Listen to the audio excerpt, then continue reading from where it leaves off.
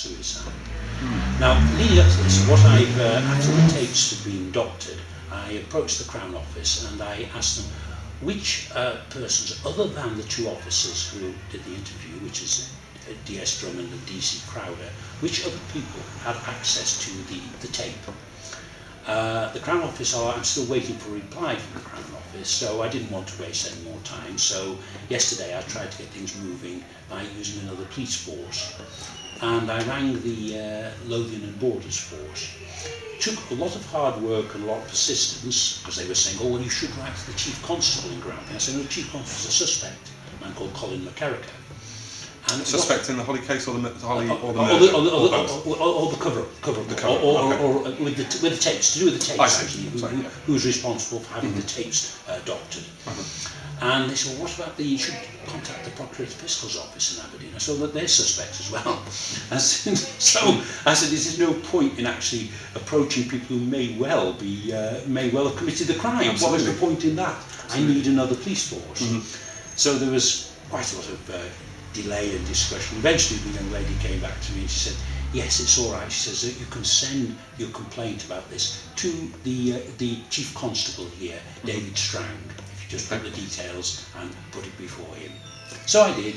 Are you waiting to hear? And with copies to Alex Salmond, the Scottish First Minister, copy to Gordon Brown, Prime Minister, and a copy to David Cameron. And have you had any responses? Oh, no, it's only yesterday that I sent okay. it. So it would only be today that they would have got the documents. So they've tried to confirm this afternoon, I don't know. But I very much doubt it. Things don't work that quickly. No. But at least we now have another force, officially, other than Grampian, who are looking at this. Is there somebody like, is it the PCC, the Police Complaints? There is a Police Complaints Commission. I've approached them, but they said, curiously enough, as of a criminal nature, they said they couldn't deal with it in Scotland.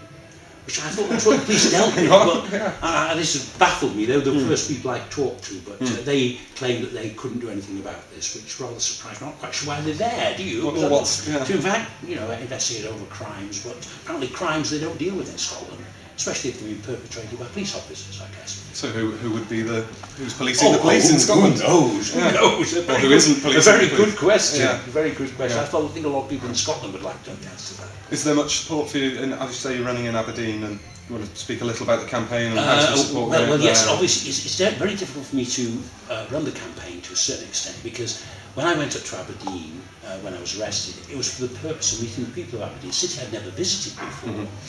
And I also needed certain things. I needed 10 people from the constituency of Aberdeen South, voters, to actually endorse my candidature, and I needed an agent.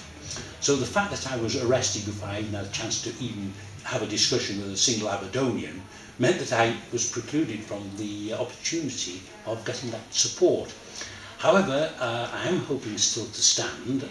It looks as if I won't be able to go to Aberdeen, although there's an interesting point coming up on that as well, which I'll mention very briefly if we've got time.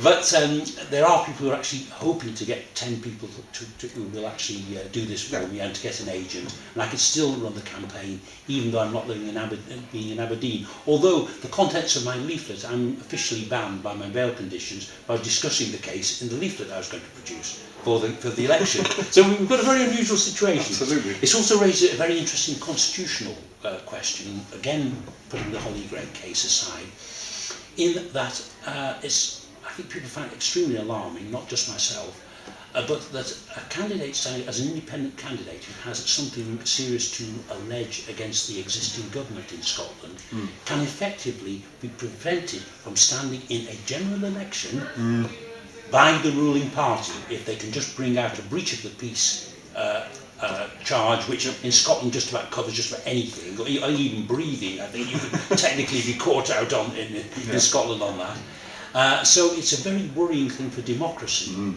of course what makes it even more worrying is that the ruling party in Scotland are the Scottish National Party, a party for whom I, living in England, or any of my countrymen in Wales or Northern Ireland, couldn't possibly have voted for. So the Scottish National Party, for whom I couldn't have voted for, are stopping me from standing in a British general election. It's with the legal experts at the moment. Nobody knows the answer to that. Right. Okay, one last question. What can we do about the Hollie Greig case? What can we as the viewers, the watchers do? I think one of the main things that people can do is to pursue this with your local MP. We've got a general election coming up, obviously, and I think I would ask people if they could possibly keep in touch with their MPs about this. Gordon Brown's been informed since the 10th of January. We have documentary evidence to show that. He's done nothing about it. Replies from him or just form letters? No replies whatsoever. Nothing. And let us say, if in the general election great many issues will be discussed, the economy, taxation, foreign policy, all those things, but what could possibly be more important than the protection of our children? Absolutely. What is more fundamental than that? Absolutely. And I intend, with the help of all the people who will come forward, to make that the central issue of this coming election. These paedophile rings, and Hollie is not the only victim of a ring. I'm well aware that these things occur all over Britain, not just Scotland. And this is, I have to say, I do believe should be and must be a priority in the coming general election, and that is why I hope everyone will be able to support me in that way, or support Anne and Hollie particularly. Well, you'll have mine. Okay, Robert. Thank you very much. Cheers. Thank you.